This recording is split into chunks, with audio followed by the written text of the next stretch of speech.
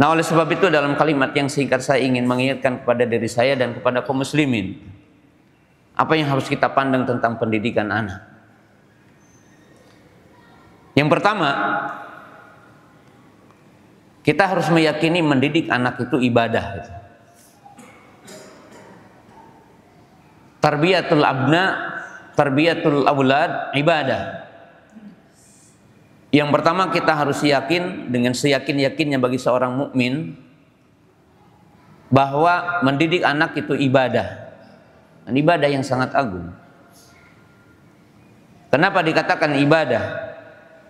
Karena ada perintahnya dalam Al-Quran, ada ancamannya dalam hadis, yang siapa yang tidak menjaga anaknya maka itu berbahaya dalam hidup. Allah berfirman dalam ayat yang tadi saya bawakan, ya ayyuhalladzina amanu qu anfusakum wa ahlikum nara. Wahai orang-orang yang beriman, jagalah diri kamu dan anak kamu, keluarga kamu dari api neraka. Apa arti dari ayat ini? Menunjukkan orang tua, bapak wajib untuk mendidik anak agar anak ini tahu jalan ke surga, dan anak ini tahu rambu-rambu masuk surga dan tahu rambu-rambu ke neraka. Bagaimana kita mengenalkan anak dengan agamanya, dengan dinul Islam, mengenalkan anak dengan Rabb Allah, mengenalkan anak dengan Nabi, dengan Rasul kita Muhammad SAW, mengenalkan anak dengan din yang mulia ini.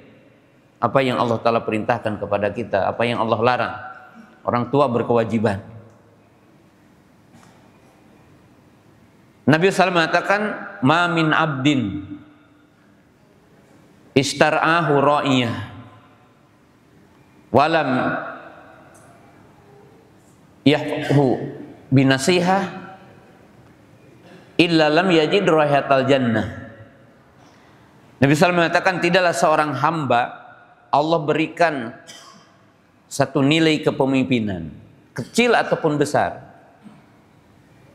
dan dia tidak menjaganya dengan nasihat, kecuali Allah akan mengharamkan kepada orang itu baunya surga. Jadi para bapak yang dimuliakan Allah Ta'ala, hadis ini menunjukkan apabila kita diberikan amanah Allah. Amanah Allah ada dua bagi kita, istri. Itu amanah Allah yang diberikan kepada kita. Yang kedua adalah anak kita. Anak kita. Maka dengan itu Allah Subhanahu wa Ta'ala menyebutkan dalam Quran, anak itu adalah perhiasan. Anak itu adalah kenikmatan, plus anak itu juga merupakan ujian bagi kita. Maka orang tua yang tidak memperhatikan anak untuk dididik, untuk diarahkan, dipahamkan kepada agama, maka kita sebagai orang tua durhaka. Kan selama ini bapak-bapak, para ibu juga ingatnya anak durhaka bapak. Tapi semestinya kita sebagai orang tua juga mesti kita paham ada orang tua durhaka kepada anaknya. Dalam arti dia durhaka kepada Allah dan dia akan mendapatkan siksa Allah, dan kita akan mendapatkan azab Allah ketika kita itu melalaikan amanah Allah yang diberikan kepada kita, yaitu anak. Ya. Kemudian catatan yang kedua, dan ini bersatu dengan catatan pertama, ketika kita mengatakan anak itu adalah bagian dari kita dan mendidik anak adalah ibadah, pada poin yang kedua yang harus kita paham, anak kita adalah untuk kita. Anak kita adalah untuk kita, Pak. Kenapa para bapak, para ibu mesti gigih mendidik anak? Karena anak kita untuk kita. Coba lihat dalam surat At-Tur nanti di rumah dan telaah ya. Ayat 21 Allah berfirman, "Walladzina amanu wa taba'athum dzurriyyatuhum biimanin alhaqna bihim dzurriyyatahum wa ma alatnahum min amalihim syai' kullu mar'in bima kasaba rahim." Allah berfirman, orang-orang yang beriman dan ikuti keimanannya, kesolehannya, keimanannya, salatnya, puasanya, zakat dan hajinya, diikuti oleh keturunannya, anak dan cucunya, maka Allah berjanji akan menyatukan nanti di surga. Dan bukan hanya itu, tapi Allah mengatakan bahwa semua amal anak akan menjadi amal kita nanti. Jadi kenapa para bapak mesti gigih mendidik anak? Karena amal anak bukan untuk anak saja, tapi amal anak kita akan menjadi buat kita. Coba hadis Bukhari dari sahabat Abu Hurairah radhiyallahu ta'ala anhu, Nabi SAW mengatakan, Innallaha la yarfa'u darajatal 'abdi fil jannah. Wa qala an hadza qala bi istighfari waladikalah. Baginda Nabi SAW mengatakan benar-benar Allah mengangkat derajat orang di surga. Kan surga itu 100 tingkatan, Pak. Ada orang yang diangkat derajatnya. Dan dia bertanya-tanya, Pak, kalau saya ingat-ingat katanya dengan amalku di dunia, aku tidak layak untuk mendapatkan derajat ini. Tapi dia merasakan kok saya ada di sini. Maka dijawab, ini istighfar anakmu. Coba Pak, kalau Bapak punya anak 10, setiap hari wudhu sekali aja. Dalam setiap sholatnya berarti 5 kali wudhu. Berarti ada 50 wudhu. Bagaimana itu mengalir kepada kita? Anak kita sholat wajib aja. Jangan kita mengatakan buat dia qobliyah anak kita. Sholat wajib 5 kali sehari. Berarti 50 sholat mengalir kepada kita. Dalam setahun berapa? 1.500 minimalnya. Itu ibadah anak kita. Kemudian kasih contoh sederhana. Anak kita istighfar sekali aja dalam setiap sholatnya. Mengatakan Rabbighfirli wali walidaya warhamhuma kama rabbayani shaghira. Anak kita berdoa kepada Allah, Rabbighfirli wali walidaya 50 kali sehari, artinya 50 istighfar dari 10 anak. Maka berarti setidaknya setiap hari 50 dosa. Dari dosa kecil terhapus dengan istighfar anak kita. Bukan hanya terhapus, istighfarnya juga ibadah. Maka ibadahnya adalah mengalir kepada kita dari istighfarnya itu. Maka Pak, jangan sekali-kali kita direpotkan dan merasa direpotkan dengan anak. Dan jangan antum merasa terbebani mendidik anak. Kenapa? Karena anak kita adalah untuk kita. Semua kebaikannya mengalir kepada kita. Qala Nabi SAW,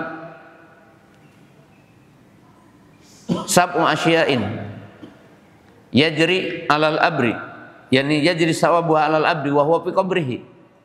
Ada 7 perkara yang bisa mengalir pahala kepada kita dan kita berada di alam kubur. Apa di antaranya? Nabi SAW mengatakan waladan solihan tarokahu. Kata Nabi SAW dari 7 perkara yang bisa mengalir menjadi jariah bagi seorang hamba, dan seorang hamba udah ada di kuburannya apa? Anak yang soleh yang dia tinggalkan. Maksudnya apa? Ibadahnya, sholatnya, puasanya, sodakohnya, semuanya mengalir.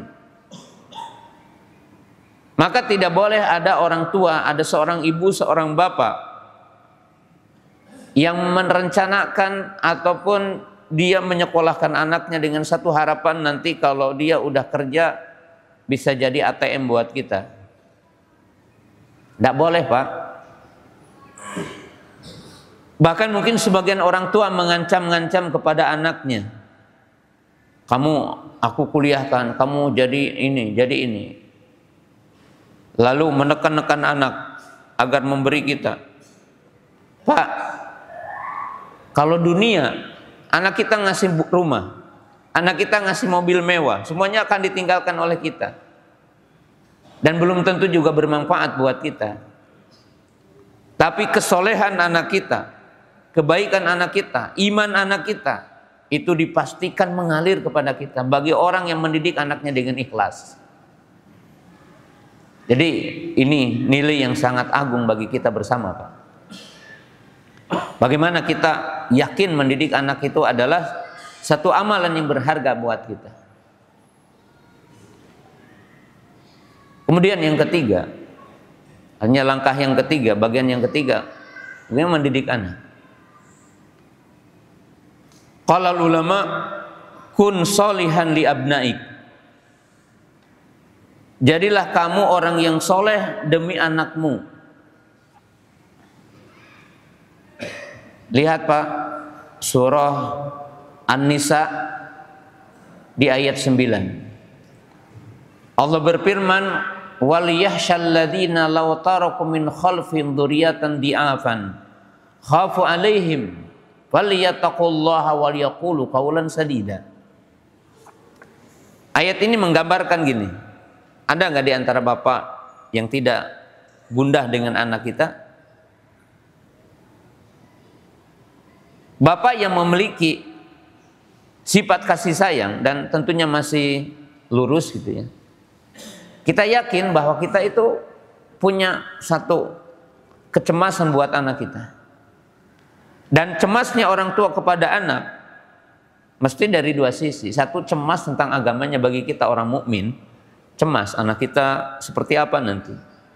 Bisa sholatkah? Bisa menjaga imankah?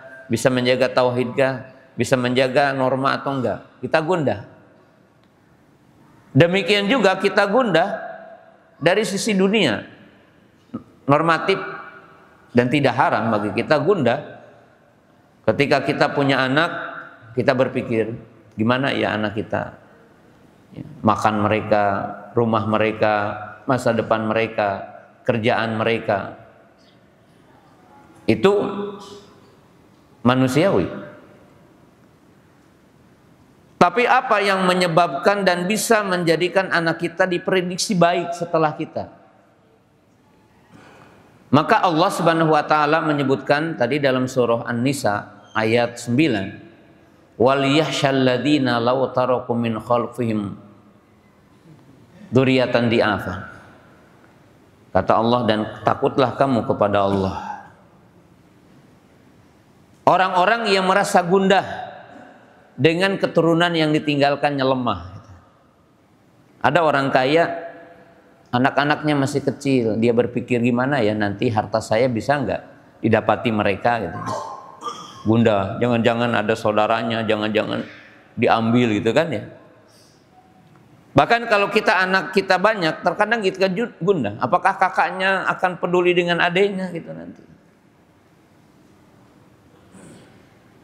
Dan sebagian kita mungkin ya ada yang gundah dengan apa? Gundah dengan keimanannya. Maka jawabannya, takwalah kamu kepada Allah. Jadi jadilah kamu soleh untuk anakmu. Dalam arti Pak, kesolehan kita itu menjadi sebab anak kita jadi soleh dan anak kita dijaga Allah Ta'ala. Agar lebih sempurna tentang dalilnya selain ayat tadi, lihat dalam surah Al-Kahfi. Allah menceritakan di surah ke-18 pada ayat yang ke-22. Ayat yang ke-82 Allah berfirman, "Wa amal jidaru fakana li gulamaini yatimaini fil madinati wa kana tahtahu kanzun lahuma wa kana abuhuma sholiha wa arada rabbuka ayyuballighu asyudahuma wa istakhrijakan zulhuma rahmatan min rabbik."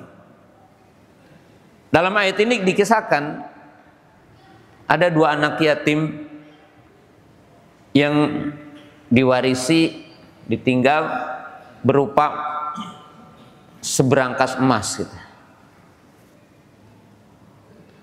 Dan emas itu diletakkan atau disimpan di bawah satu tembok dinding.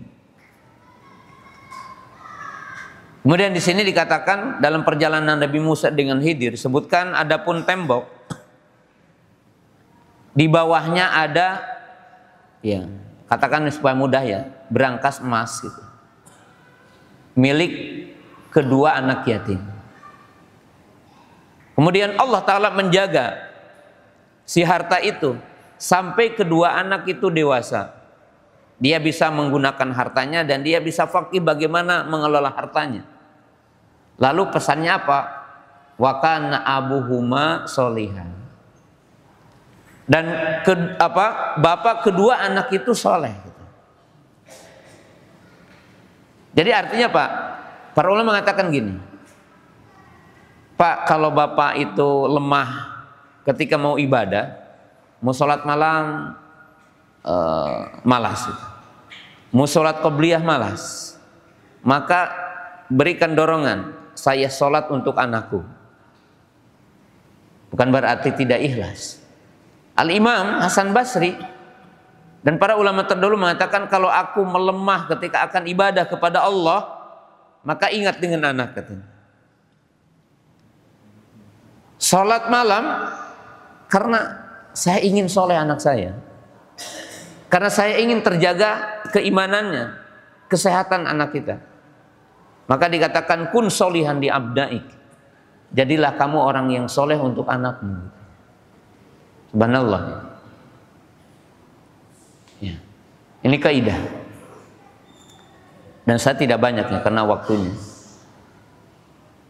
Berikutnya para ulama mengatakan kun rafiqon wasahiban li abnaik. Ini catat Pak, poin penting. Jadilah kamu itu sebagai teman setia anakmu.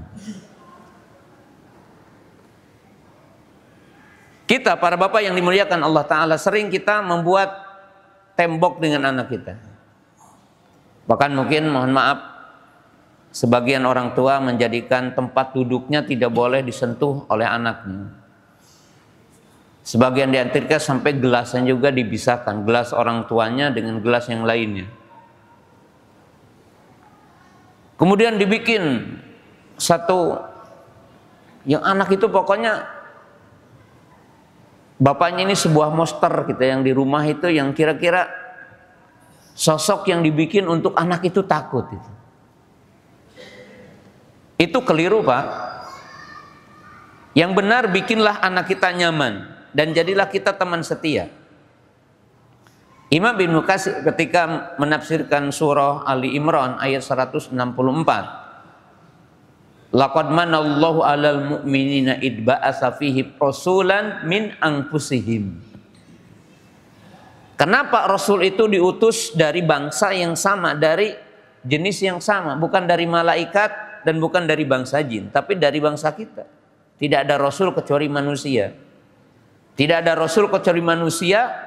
Apa Rasul itu? Ya'kulu at-ta'ama wa yamshi fil aswaq wa yar'il ghanam. Para nabi apa? Makan minum seperti kita. Para nabi kadang mereka juga ke pasar. Para nabi, tidak ada nabi kecuali pengembala kambing.